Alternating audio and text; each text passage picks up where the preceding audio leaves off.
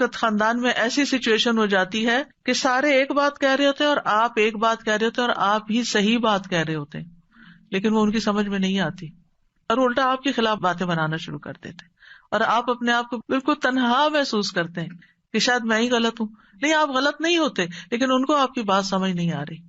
تو وہ جو ایک تنہائی کا سا یا لونلی نیس کا یا ایک اکیلے پن کا احساس ہوتا ہے، کوئی بھی میرے ساتھ نہیں، کوئی بھی میرا ساتھ نہیں دے رہا، کوئی بھی میری مدد نہیں کر رہا، کوئی بھی مجھے سپورٹ نہیں دے گا، تو پھر دل نہیں ٹوٹنا چاہیے. کوئی بات نہیں، اللہ ہے نا، اللہ کافی ہے مجھے.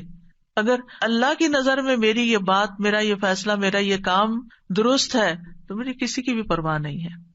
تو انسان غنی ہو جاتا ہے، اللہ اس کو بے پرواہ کر دیتا ہے، اللہ اس کے دل سے غم دور کر دیتا ہے، اللہ لوگوں کے چھوڑنے کا غم اس سے ہٹا دیتا ہے کہ کوئی بات نہیں.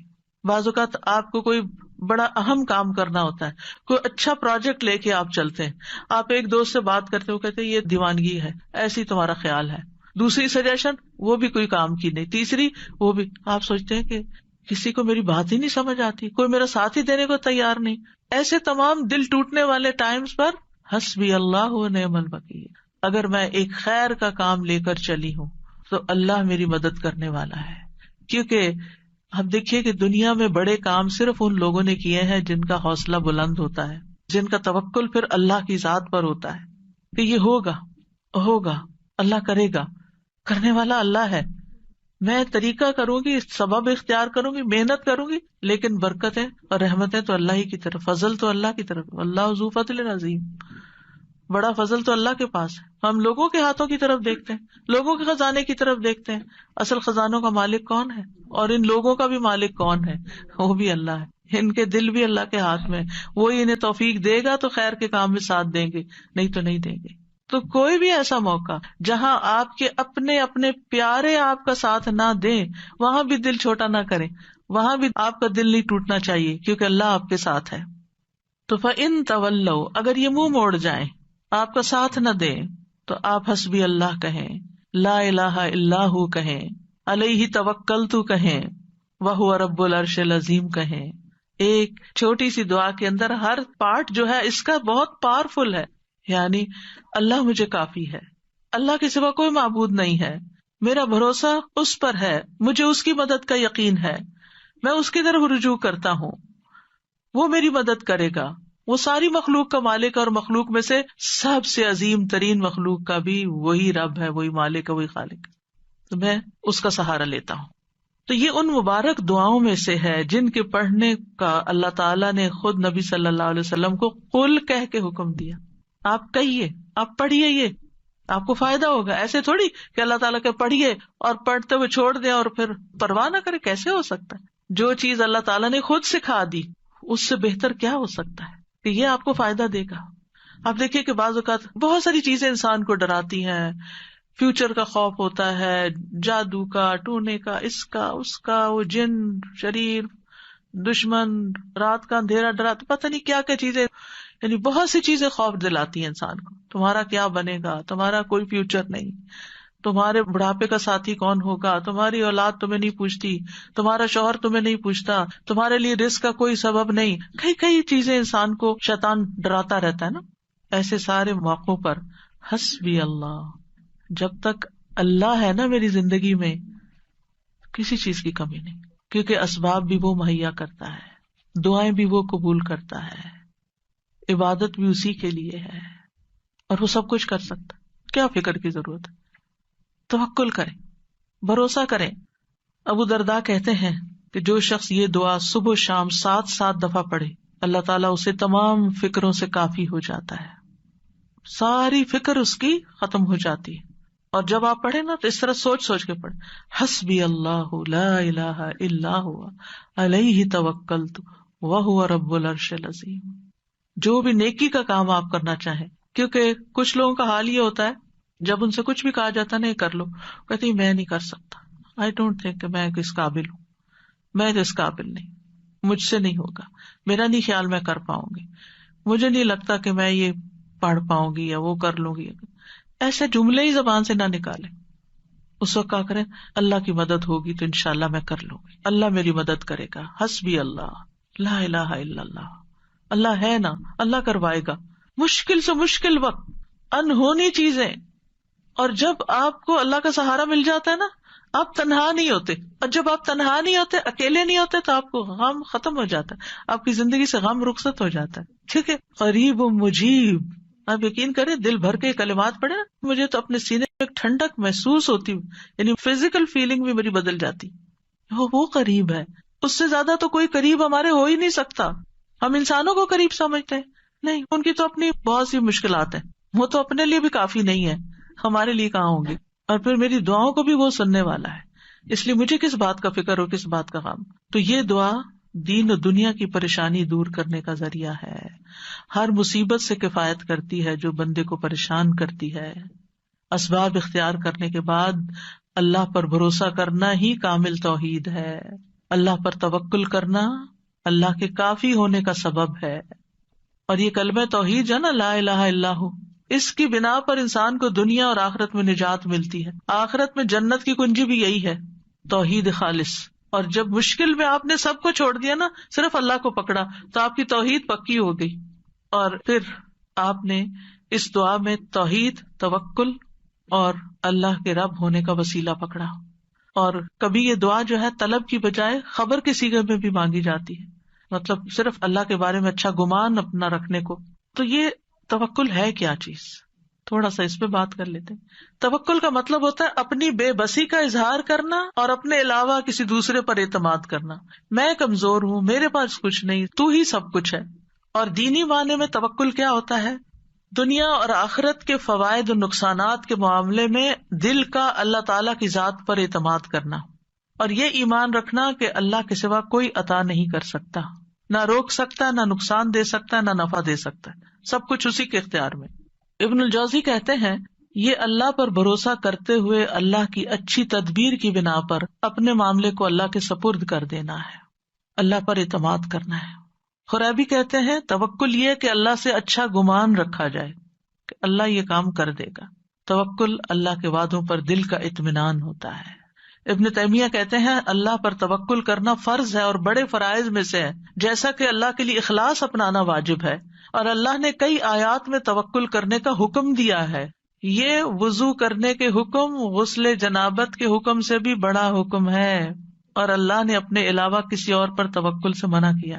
یعنی وضو کا حکم تو ایک دفعہ آیا نا, جنابت سے غسل کا حکم تو قرآن میں ایک دفعہ آیا, توکل کا حکم کئی دفعہ آیا. تو ہم وضو کا اہتمام تو ضرور کرتے ہیں, پاکیزہ ہونے کا اہتمام کرتے ہیں, لیکن جب توکل کی باری آتی ہے تو ہم فیل ہو جاتے ہیں, وہ ہمیں یاد نہیں رہتا. پھر سعید بن جبیر کہتے ہیں اللہ پر توکل کرنا ایمان کا خلاصہ ہے.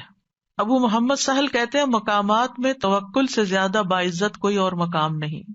اللہ تعالیٰ اپنے نبی کو حکم دیتے ہیں فَتَوَكَّلْ عَلَى اللَّهِ إِنَّكَ عَلَى الْحَقِّ الْمُبِينِ, پورا کانفیڈینس دیا, آپ اللہ پہ بھروسہ کیجئے, آپ واضح حق پر ہیں, آپ سچ پر ہیں.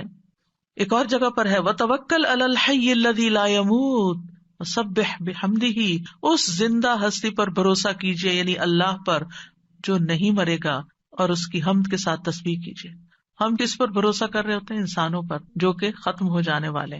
مومنوں کو حکم دیا وَعَلَى اللَّهِ فَلْيَتَوَكَّلِ الْمُتَوَكِّلُونَ, وہ توکل کرنے والوں کو اللہ پر توکل کرنا چاہیے. رب المشرق والمغرب لا الہ الا هو فاتخذہ وکیلا, مشرق اور مغرب کا رب ہے, اس کے سوا کوئی معبود نہیں, سو اسی کو کارساز بناؤ, اس کو اپنا کام درست کرنے والا سمجھو. توکل اللہ پر ایمان ہونے کی علامت ہے. توکل وہی کر سکتا ہے جس کا اللہ پر ایمان ہو. جس کے پاس ایمان نہیں اس کا توکل بھی نہیں ہوتا. جتنا ایمان زیادہ ہوگا اتنا توکل زیادہ ہوگا, جتنا ایمان کم ہوگا اتنا توکل کم ہوگا, جتنا توکل کم ہوگا اتنا ایمان کم ہوگا, جتنا توکل بڑھے گا اتنا ایمان بڑھے گا. دونوں لازم و ملزوم ساتھ ساتھ بڑھتے جاتے ہیں. یہ اسلام لانے کا تقاضا ہے. موسیٰ علیہ السلام نے کہا میری قوم ان کنتم آمنتم باللہ فعلیہ توکلوا ان کنتم مسلمین, اگر مسلمان ہو نا تو پھر دشمن سے نہیں ڈرو, اللہ سے ڈرو, اللہ پہ بھروسہ کرو, کیونکہ نفع نقصان کا مالک تو صرف وہ ہے. بندوں پہ جب آپ بھروسہ کرتے ہیں نا وہ بھول جاتے ہیں, اوہ سوری آپ نے یہ کام کہا تھا, سوری یہ وجہ ہوگی تھی میں ٹائم پر نہیں پہنچ سکا.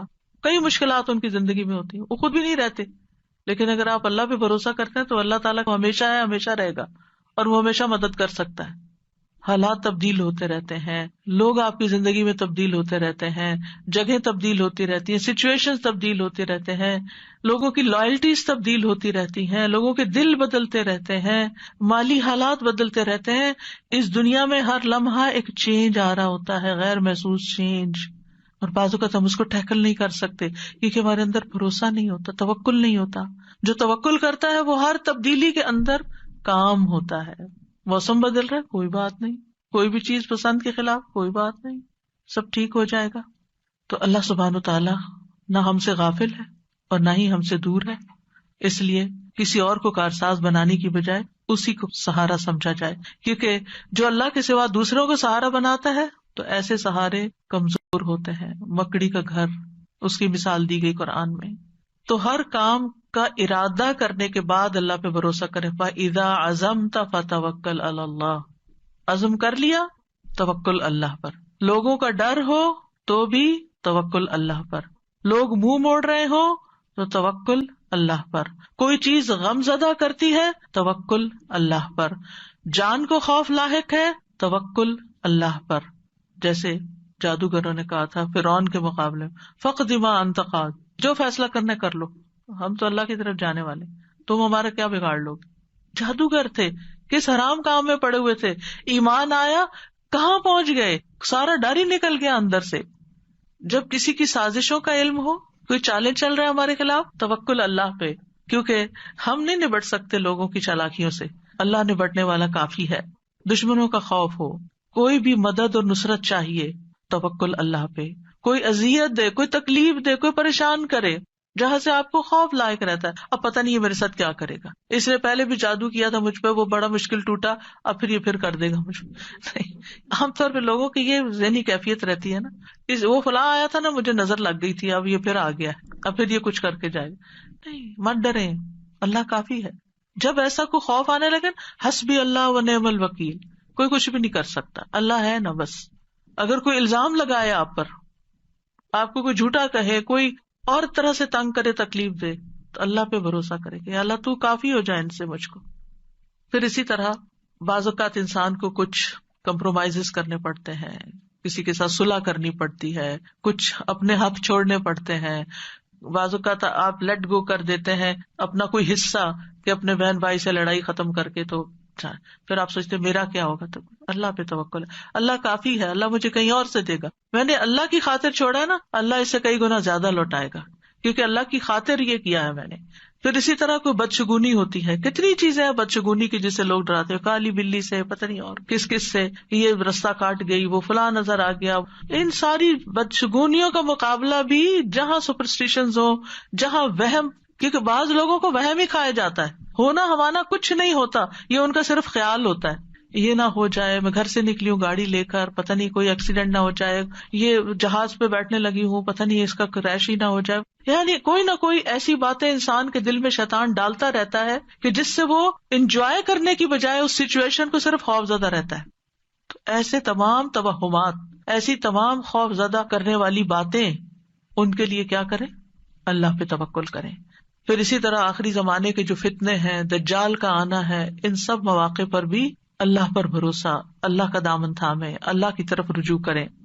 جب نبی صلی اللہ علیہ وسلم نے ایک موقع پر دجال کے بارے میں لوگوں کو آگاہ کیا تو آپ نے فرمایا کہ جب وہ یہ دعویٰ کرے گا نا کہ میں تمہارا رب ہوں، تو جو شخص یہ کہہ دے کہ تو ہمارا رب نہیں، ہمارا رب تو اللہ ہے، ہم اسی پہ توکل کرتے ہیں، اسی کی طرف رجوع کرتے ہیں، اور ہم تیرے شر سے اللہ کی پناہ میں آتے ہیں، تو اس کو اس پر تسلط حاصل نہیں ہوگا، وہ اس کو نہیں پکڑ سکے گا. اس وقت بھی ربنا اللہ علیہ توکلنا والیہ انبنا نعوذ باللہ من شرک، یہ اگر کوئی پڑھ لے گا تو دجال اس کا کچھ نہیں بگاڑ سکے گا.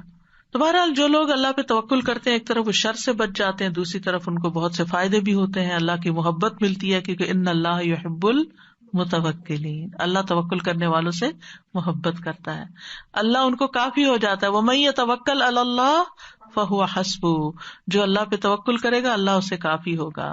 وتوکل علی اللہ وکفی باللہ وکیلا، اللہ پہ بھروسہ کریں، اللہ کافی ہے کارساز، پھر آپ کو اس کے سوا کسی کی مدد کی ضرورت بھی نہ رہے گی. توکل انسان کو بہادر بنا دیتا ہے، توکل انسان کو مستقبل کے خوف سے بچاتا ہے، اینگزائٹی سے بچاتا ہے. اینگزائٹی میں یہی ہوتا ہے نا کہ پتہ نہیں ابھی کیا ہوگا، پتہ نہیں ابھی ہوگا کہ نہیں، پر بے چینی بے قراری، تو توکل آپ کو اطمینان میں ڈال دیتا ہے، شیطان سے حفاظت ملتی ہے، وہم دور ہو جاتے ہیں، آخرت میں بڑا اجر ہے۔ وَلَأَجْرُ الْآخِرَةِ أَكْبَرُ لَوْ كَانُوا يَعْلَمُونَ الَّذِينَ صَبَرُوا وَعَلَىٰ رَبِّهِمْ يَتَوَكَّلُونَ، اور آخرت کا اجر تو بہت بڑا ہے، کاش وہ جانتے ہوتے، جن لوگوں نے صبر کیا اور اپنے رب پر ہی بھروسہ کرتے ہیں، ان کے لیے آخرت میں بہت بڑا اجر ہے، کیونکہ انہوں نے ہر موقع پر اپنی توحید خالص کر لی، اللہ پہ بھروسہ کر لیا، اللہ پہ بھروسہ کر لیا، رزق کا معاملہ ہو، بیماری صحت کا معاملہ ہو، اولاد کا معاملہ ہو، انسانوں کا معاملہ ہو، لوگوں کی پھیلائی ہوئی افواہوں کا معاملہ، کچھ بھی ہو، اللہ کافی ہے مجھے۔ یعنی ایسے لوگ زندگی میں سب سے زیادہ پرسکون ہوتے ہیں جو اپنے معاملات اللہ کے سپرد کر دیتے ہیں۔ تو اس لیے کوئی بھی چیز جب آپ کے دل میں گھبراہٹ ذرا سی بھی ڈالے، فوراً پڑھے حسبنا اللہ و نعم الوکیل، یا حسبی اللہ و نعم الوکیل، حسبی اللہ لا الہ الا ہوا علیہ توکلت وہو رب العرش العظیم۔